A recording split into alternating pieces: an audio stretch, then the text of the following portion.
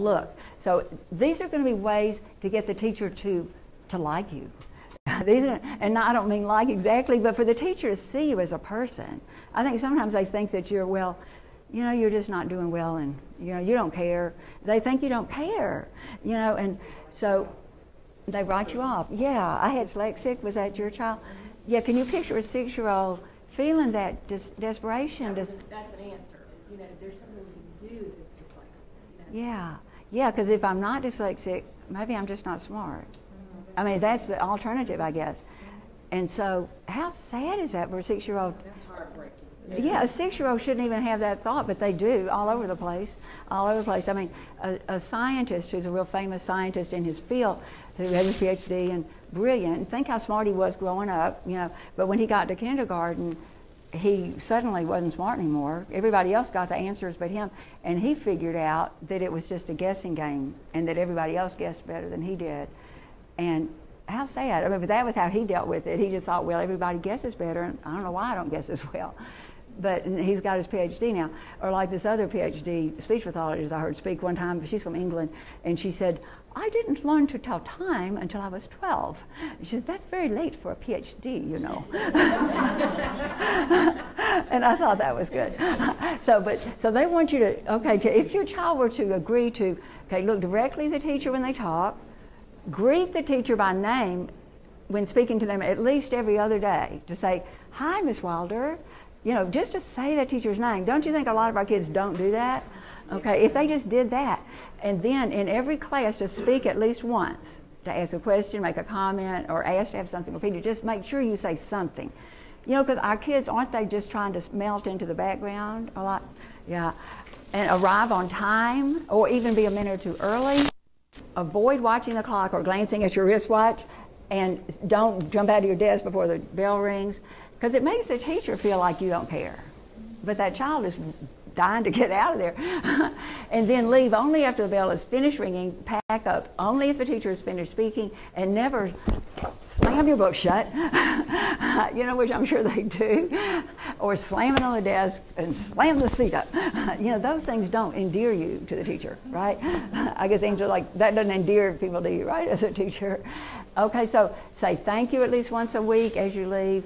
Okay, so, and once they get these, like she has level 2 strategies and level 3 strategies, but that's, do you think, could you picture, if you told your child, if you just do what you can do of this week, just try to start doing it every time, the teacher is going to start responding to that student better.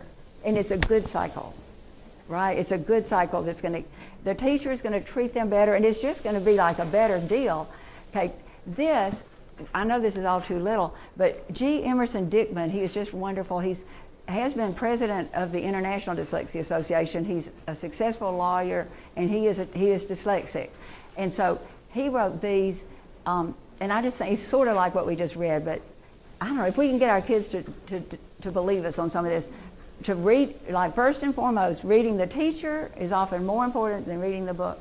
Go to every class, sit in front, watch the teacher, make eye contact, take notes, whatever your notes are, and review your notes immediately after class. Now, do you all know about the Live Scribe pen?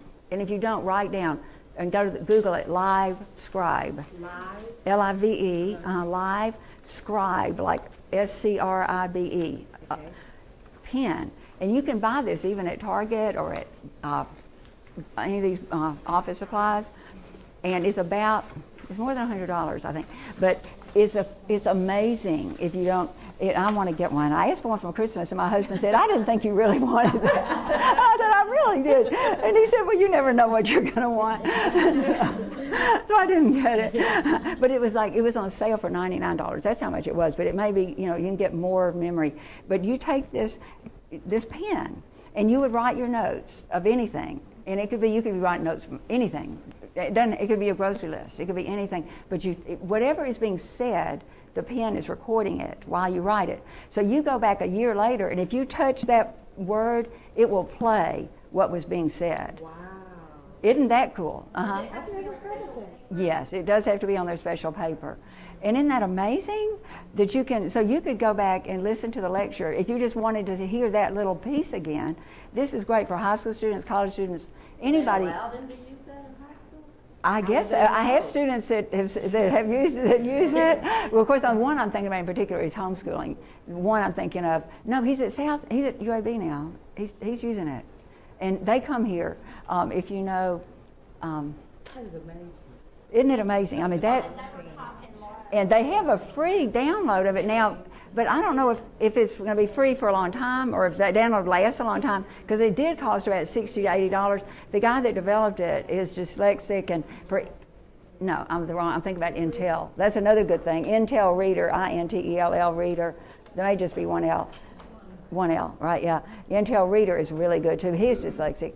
But back to Ginger, like you can type a sentence that has just full of errors, spelling errors and grammatical errors, full of them, and you just do one little click and it fixes the whole sentence, and it puts like, you know, the corrections above yours or vice versa, and highlights all the words they changed, so that if you decide that isn't really the word I meant, you click it and it gives you a drop-down menu of other choices.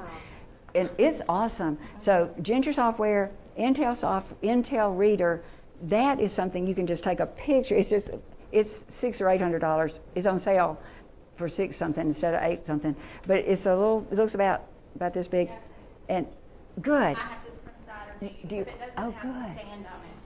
Oh. So you would just hold this above anything you want. Like if you had a book you want to read, or if you were at a restaurant and you want to read the menu, you would just hold this above the book or above the menu or above anything, and just take a picture of it. It just takes a picture, then it processes it, then it reads it to you out loud on the monitor. And so, and a highlight feature. Okay, so it's really cool. And you could do a whole book. You could, you know, it takes a little bit of time to process a page, but it can be processing while you could go click, click, click, click, and you could get your whole book in it, but it's processing as you go, and then you could do the whole book. Saturday that it would take. So, this G. Emerson Dixon, there are 2 more pages of this, I think, but fear is our enemy. Yeah. Advocacy, self-advocacy is a two-way street. I know you can read this anyway, but it's so important to help the students see that it's all about them doing it. And that's more of this CEO of your brain, to do these things, to be prepared, to sit in front, to make eye contact. These things are so important. And then, this is too much here, but this is a lot like what's in Rob Langston's book, For the Children, which I really like a lot. On my website, I have a whole bunch of books, but For the Children by Rob Langston is really good. He's dyslexic, he's from Georgia, and he used to he'd ride the short bus. The kids would tease him about he rode the short bus because he was in special ed, and they would kid him about it, but he said, now my short bus is a Learjet. My private Learjet. So he says, if that's my short bus, that's okay, because he's hugely successful. And in his book, he tells really what G. Emerson Dixon, I don't know who got it from who, it's kind of the same quote, but he would go to his high school teachers the first day and his college teachers the first day, and he'd say to them, and this is what it says here, he would say something like, I have dyslexia, or I have trouble with, I have some troubles in school, and if you will do this for me, if you will agree just not to call on me unless I raise my hand, then I can sit there and let me sit up front. I promise you I will do all my work. I will get ahead. I will read every night. I will do everything you ask. And I can sit here and listen, and I won't be terrified. Because if they're terrified you're going to call on them to read any moment, you can't learn. The amygdala, I think that's what it is in the brain that has to do with fear. And research has shown that I hope I'm right, when you have fear, you can't learn anyway. It shuts the doors. And that's true of anybody. You can't learn when you're scared. It fights against any learning. And so he would just go to the teacher, and don't you know, teachers would pretty much say yes. I think, if you just promise, say, I will do my part, but if you would just not call on me unless I raise my hand. And then I tell my students, I say, but you've got to raise your hand. You've got to make a point of volunteering. You can't just then sit there and never raise your hand. You've got to sometime raise your hand. Maybe not to read aloud, but maybe just to participate. So the teacher knows you really care and you want to do it. So we must all learn to sit in front. And that's how we should feel after we do it. But so I so appreciate y'all being here. And just do you have any, I know it's 1:30 now, but does anybody have anything you want to say? Or I want you to be able to leave if you need to. That's awesome. That's awesome. And while you're writing down something, write down gingersoftware.org. Ginger, Ginger, Isn't it? Do you have